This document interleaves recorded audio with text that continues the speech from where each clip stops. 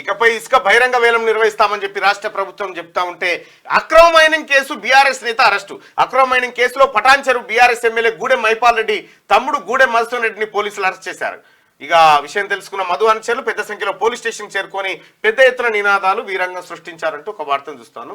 సరే, ఇక్కడ మల్లారెడ్డి గోడలు ఇట్లా జేసీబీతో ఇట్లా అన్నారు, ఆ రాజశేఖర్ రెడ్డి కాలేజీ గోడలు ఇట్లా పెకిలిచ్చారు, ఇటు గూడెం మైపాల్ రెడ్డి తమ్ముడిని ఎత్తుకొని పోయిర్రు, ఆయన ఇటు కవితని వీళ్ళు ఎత్తుకొని పోయిర్రు, అటు కన్నారావు కోసం పోలీసుల వేట, ప్రణీత్ రావు ఫోన్ ట్యాపింగ్. అంటే ఈ ఎంటైర్ ఎపిసోడ్ చూస్తూ ఉంటే పరిపాలన తనంతల తానుగా సజావుగా సాగిపోతున్నట్టు చట్టం తన పని తాను ఇప్పుడు చక్కగా చేస్తాను. వాళ్ళని ఒక విషయం చెప్పనా, ఈ విషయంలో నేను I'm doubtful about the integrity of the government.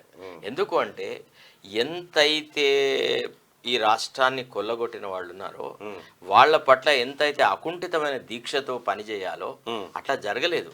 సామాజిక కార్యకర్తలైన మనలని, ప్రజాస్వామ్యవాదులని వాళ్ళు బొందబెట్టినారు. రేవంత్ రెడ్డి కూడా ఒక విక్టిమే. కేసీఆర్ యొక్క దురాగతాలకు రేవంత్ రెడ్డి విక్టిమ్.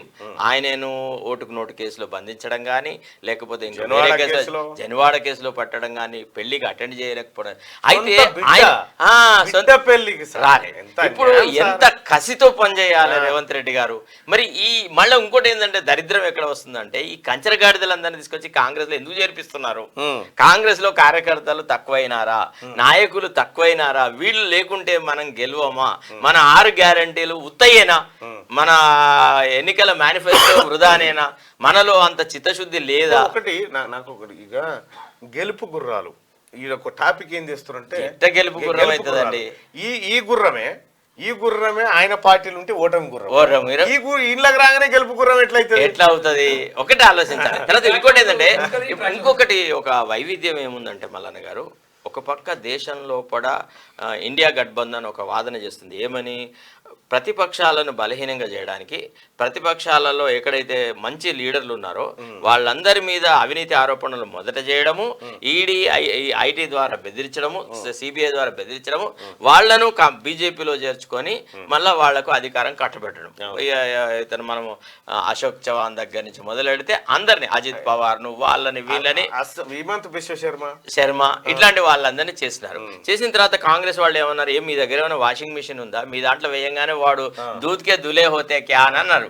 ఇప్పుడు అదే సిద్ధాంతాన్ని మనకి వాళ్ళు వర్తింపజేస్తే మనం ఏం చేసుడు? ఒక రకంగా కాంగ్రెస్ వాదులకి ఒక రకమైనటువంటి పెద్ద సమస్య ఏంది, కానీ ఇన్నేళ్ళు 12-14 ఏళ్ళు మనము 10 ఏళ్ళేమో కేసీఆర్తో కొట్లాడినాము, అంతకుముందేమో తెలంగాణ కోసం కొట్లాడిన కార్యకర్తలను అందరినేమో నట్టేట ముంచేసేసి ఈ కొత్తగా వచ్చిన వీడెవడండి? అంటే నాకు ఒకటి విచిత్రం సార్, నేను ఒక మాటతో ఏకీభవిస్తా.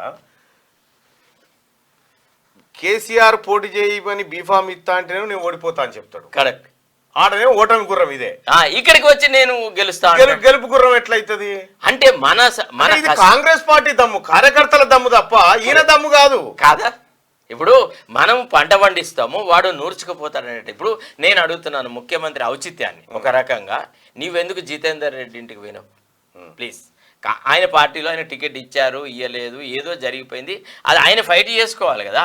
ఆయన ఫైట్ చేసుకొని నాకు అన్యాయం జరిగింది, నేను నిజమైన కార్యకర్తను, ఇంత సేవ చేసినా నన్ను గుర్తింపలేదు కాబట్టి నేను బీజేపీకి రాజీనామా పెట్టి బయటకు వచ్చినా అని అన్న తర్వాత నువ్వు కలిసినావు, నువ్వు ఆయనను పిలిచినావు, మాట్లాడినావు అంటే అర్థం ఉంది.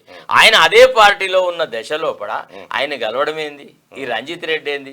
ఈ పట్నం మహేందర్ రెడ్డి ఏంది? ఈ సునీత లక్ష్మణ్, వీళ్ళంతా ఏందండి? పోరాటం చేసిన వాళ్ళే వస్తున్నారు. రేపటి రోజున మళ్ళీ మనకు సేమ్ పరిస్థితి ఎదురవుతుందా అనే ఒక భయం ఉంది. చూద్దాం సార్.